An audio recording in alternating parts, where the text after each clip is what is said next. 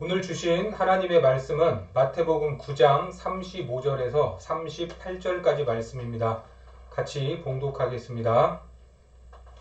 예수께서 모든 도시와 마을에 두루 다니사 그들의 회당에서 가르치시며 천국 복음을 전파하시며 모든 병과 모든 약한 것을 고치시니라.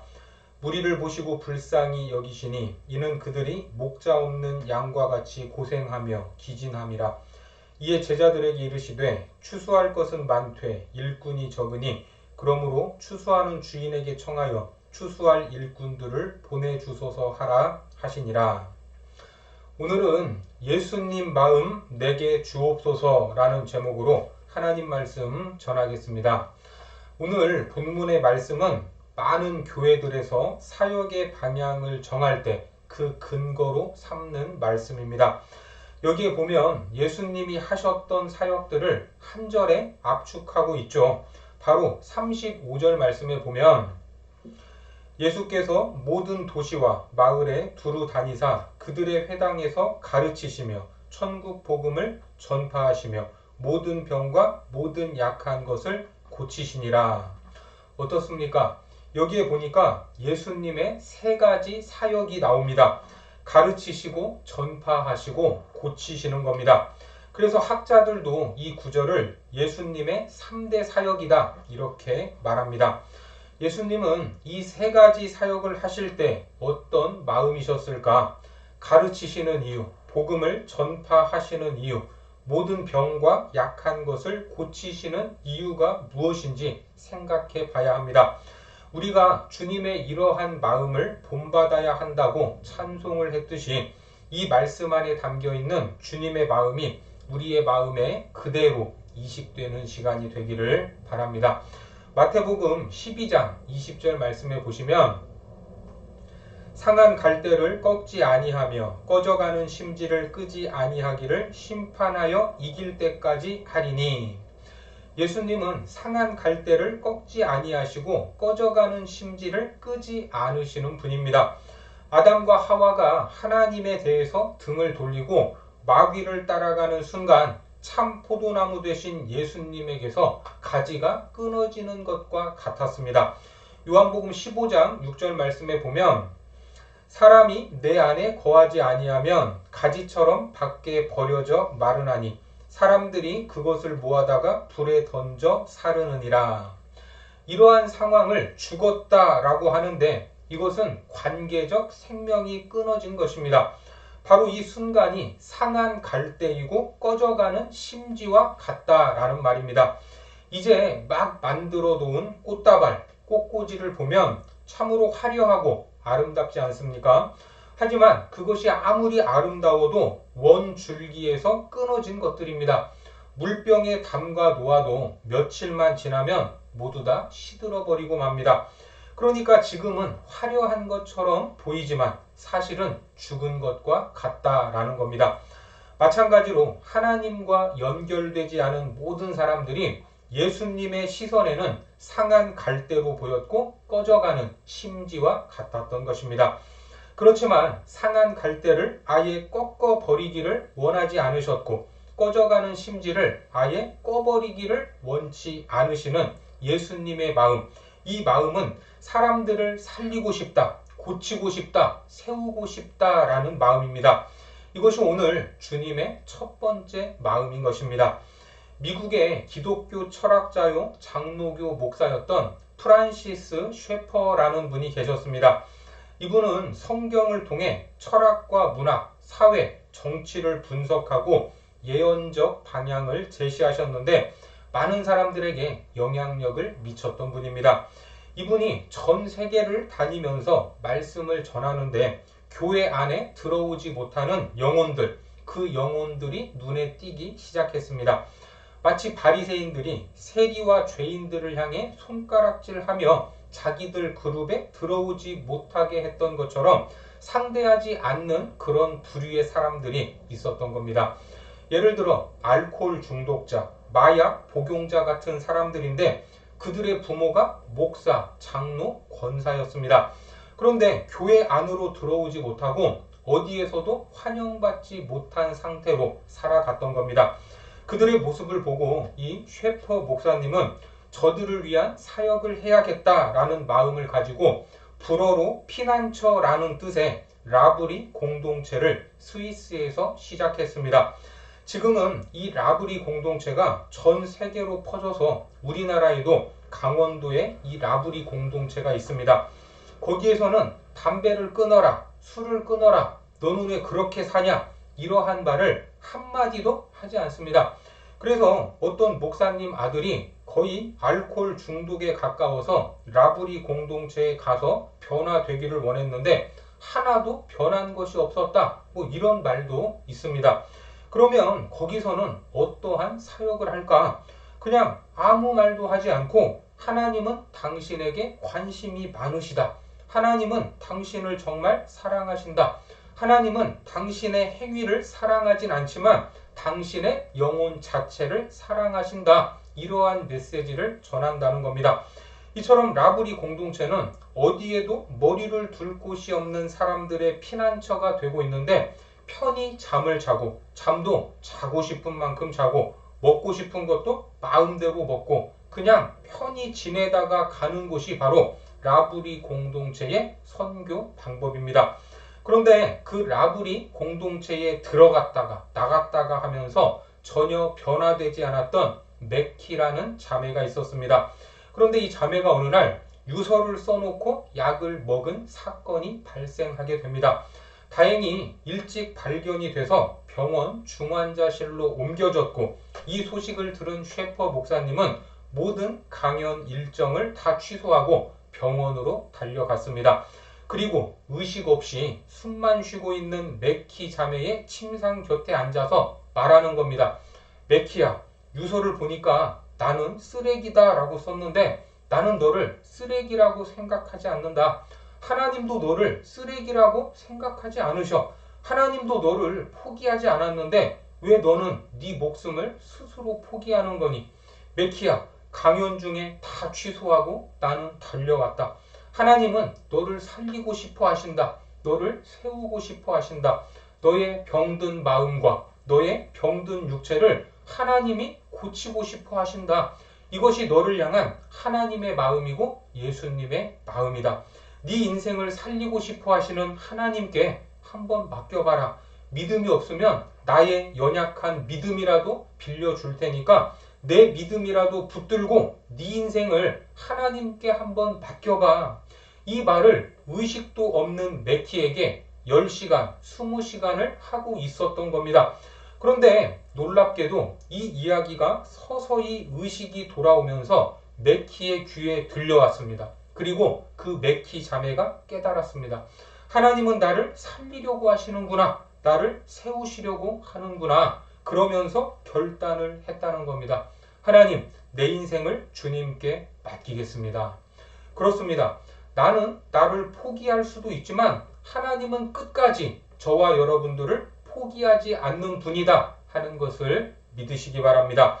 영국의 로이드 존스 목사님은 원래 황실의 주치의였는데 이분이 의사로서 많은 환자들을 치료하면서 깨달은 것이 육체만 고치는 의사도 좋지만 영혼을 치료하는 의사가 되면 좋겠다라는 마음으로 신학을 하게 됩니다. 그래서 목사가 되셨는데 로이드 존스 목사님의 설교집을 보면 참으로 디테일하다라는 것을 느낄 수 있습니다.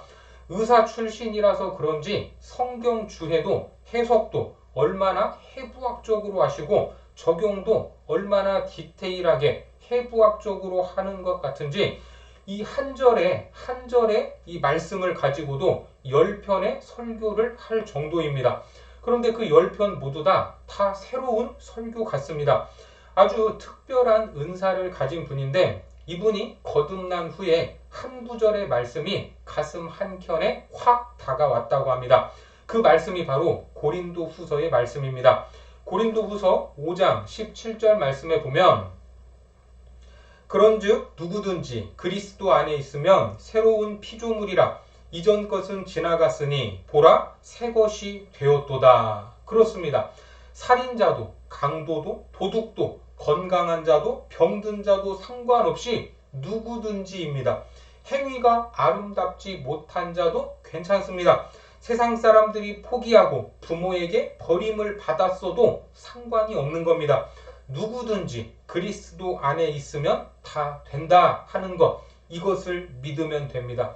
그리스도 안에 머무는 것, 그것이 회개요. 그리스도 안에 머무는 것, 그것이 예수님을 영접하는 것이고 예수님과 딱 달라붙어 있는 것입니다.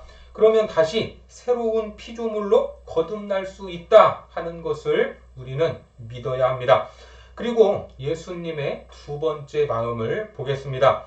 본문으로 가셔서 36절 말씀에 보면 무리를 보시고 불쌍히 여기시니 이는 그들이 목자 없는 양과 같이 고생하며 기진함이라.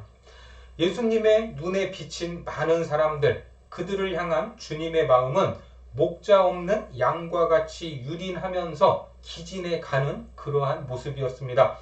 예수님은 저들에게 꼭 필요한 것이 복음인데, 저들은 고침을 받아야 할 영혼들인데, 가르침이 필요한 영혼들인데 하시면서 그들을 불쌍히 여기셨던 겁니다. 그 긍휼의 마음, 오늘날에도 자신의 욕망을 따라 사는 것이 최고인 줄 아는 그런 사람들이 많이 있지 않습니까? 쾌락을 쫓다가 결국에는 마약에 중독되는 사람들, 이단이 진짜인 줄 알고 따르는 영혼들이 우리 주변에 얼마나 많이 있습니까? 이만희의 신천지가 수료식을 하는데 10만 명이 넘게 모였다라는 것이 이제는 뉴스에 나올 정도입니다. 그들을 보시는 예수님의 마음은 불쌍히 여기는 것이었습니다. 우리는 주님의 이러한 마음이 있는지 돌아봐야 합니다. 저도 제 자신을 돌아보니까 주님이 가졌던 불쌍히 여기는 마음이 많이 약해졌다 하는 것을 깨달았습니다. 목사인데 왜 내 마음은 주님처럼 뜨겁지 못할까? 이런 냉랭한 마음을 회복해야 될 줄 믿습니다.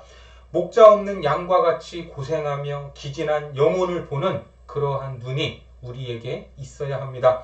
그들을 살리고 고치고 세우고자 하는 불붙는 심정이 우리 가슴에도 타오르기를 바랍니다. 다음으로 예수님의 세 번째 마음은 이것입니다.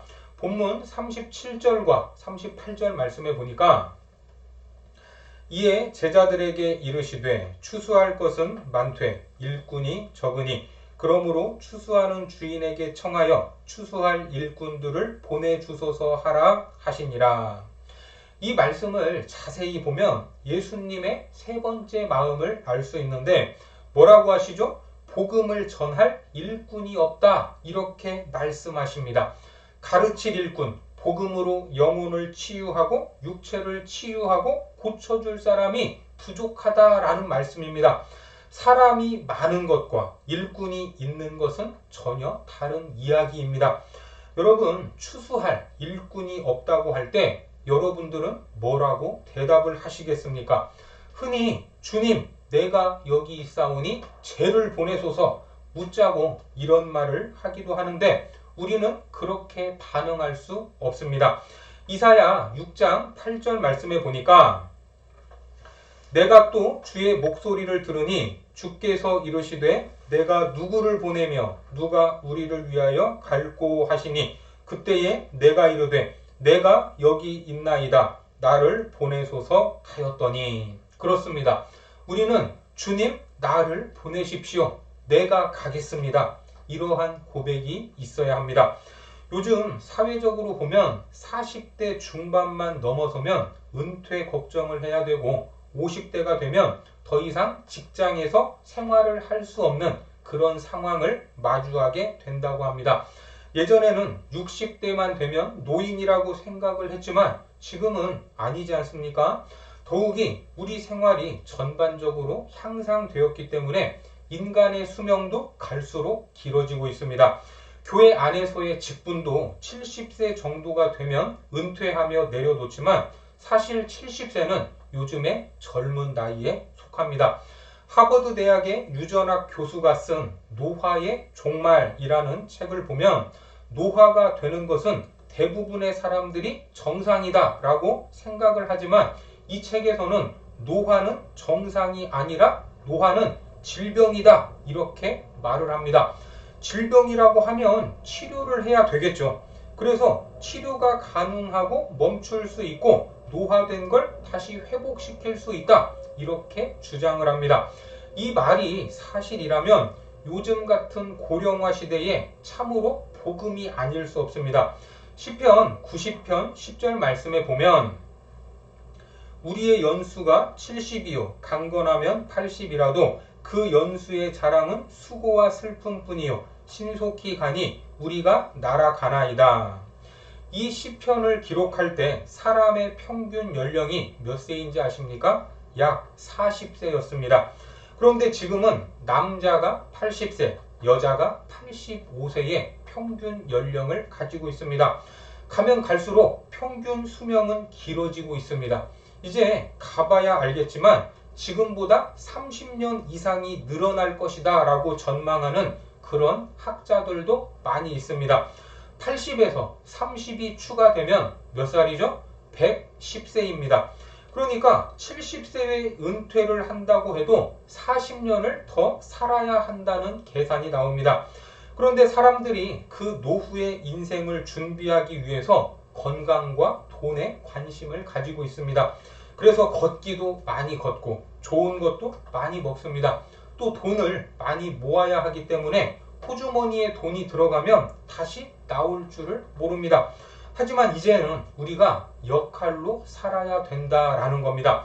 정말 나이는 숫자에 불과하다라는 것을 알아야 합니다. 건강도 좋습니다. 경제적인 준비도 잘 해놔야 합니다. 하지만 그것이 전부가 아니라 주님이 하셨던 사역을 우리가 감당해야 하고 주님이 가졌던 그 마음을 끝까지 품어야 한다는 겁니다. 그래서 60세, 70세가 되면 그냥 나이는 잊어버리고 모세처럼 살기를 소망해야 합니다. 모세가 어땠습니까? 신명기 34장 7절에 보니까 모세가 죽을 때 나이 120세였으나 그의 눈이 흐리지 아니하였고 기력이 쇠하지 아니하였더라. 무엇을 위해서 우리는 이렇게 살아야 합니까? 우리에게 맡기신 사명을 위해서 이렇게 살아야 하는 겁니다. 노후를 위해서 건강도 잘 유지하고 돈도 많이 모으신 분이 계셨습니다. 죽을 때까지 먹고 살 걱정이 없으니까 세상적인 기준으로 보면 성공한 겁니다. 그래서 좀 더 오래 살고 싶어서 어디가 공기가 좋을까 하고 알아봤더니 뉴질랜드라는 나라가 그렇게 자연 환경이 좋았답니다. 그 나라로 이민을 가서 푸른 초장 위에 그림 같은 집 한 채를 샀습니다. 상상만 해도 부럽지 않습니까? 그런데 딱 일주일이 지나니까 이런 마음이 들었다고 합니다. 내가 여기에 왜 온 거지? 이게 무슨 인생이야? 여기서 이렇게 사는 것과 요양병원에서 사는 것이 무슨 차이가 있을까? 우리가 이런 인생을 살아가는 데 있어서 중요한 것은 돈도 있고 건강도 있고 자녀도 있고 이런저런 것들이 다 있겠지만 오늘을 살아가는 동안 내가 살아야 할 이유와 의미가 하나님 앞에서 무엇이냐 하는 그러한 질문을 던져야 되는 겁니다. 그래서 노년에도 건강만 허락된다면 뭔가 일을 하려고 하지 않습니까? 그 일을 통해서 자기 삶의 의미가 발견되기 때문입니다. 정말 오래 사는 것이 의미 있고 많은 돈을 모으는 것이 의미가 있는 삶이었다면 예수님께서도 그렇게 살아야 하셨고 나를 본받아서 너희도 오래오래 건강하게 돈 많이 벌고 행복하게 살아라 이렇게 말해야 맞는 것 아니겠습니까? 그런데 예수님은 33년을 사셨습니다. 그것도 공생에는 불과 3년밖에 되지 않았습니다. 아주 순식간에 지나가는 짧은 시간이 3년이지만 참으로 의미 있는 삶을 사셨고 우리가 본받아야 할 삶을 사셨다 하는 것을 우리는 잘 알고 있습니다. 2023년 우리의 삶은 정말 의미가 있는 삶이었는가? 주님의 마음을 품고 주님의 삶을 본받는 그러한 한 해였는가? 환경을 탓하고 조건이 맞지 않는다고 하고 이런저런 핑계를 대면서 정작 해야 할 일을 놓고 있지는 않았는가? 한 해를 돌아보아야 될 줄 믿습니다. 그리고 새로운 한 해에는 주님이 부르시는 그날까지 주님, 제가 추수할 일꾼이 되겠습니다. 제가 끝까지 사명을 잘 감당하겠습니다. 주님의 그 마음을 내게도 주옵소서 하는 이러한 소망과 간구가 있어야 할 겁니다. 주님, 제가 주님의 마음을 본받아서 주님이 하셨던 그 역할을 감당하겠습니다 라는 이러한 고백과 결단이 있기를 바랍니다. 오늘 예수님이 가지셨던 마음, 살리고 고치고 세우고 싶은 마음, 목자 없는 양과 같이 고생하며 기진하는 영혼을 보는 긍휼의 마음, 누가 저들을 살리고 고치고 세울까? 그 일꾼을 찾고 계셨던 마음, 이 세 가지 마음이 저와 여러분들에게 있기를 바랍니다. 그래서 한 영혼을 바라보는 우리의 눈빛이 달라지고 주님이 원하시는 곳에서 귀한 사명을 감당하는 충성스러운 제자들이 되시기를 주님의 이름으로 축원합니다. 기도하겠습니다. 하나님, 우리들의 인생의 의미가 무엇입니까? 건강하고 행복하고 많은 재물을 통해 원하는 것을 다 하는 그런 삶을 넘어서서 주님이 하셨던 세 가지 사역을 주님의 마음으로 감당할 수 있도록 인도하여 주옵소서.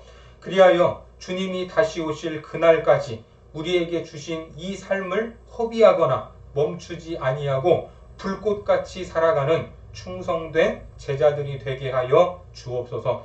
예수님의 이름으로 기도드립니다. 아멘.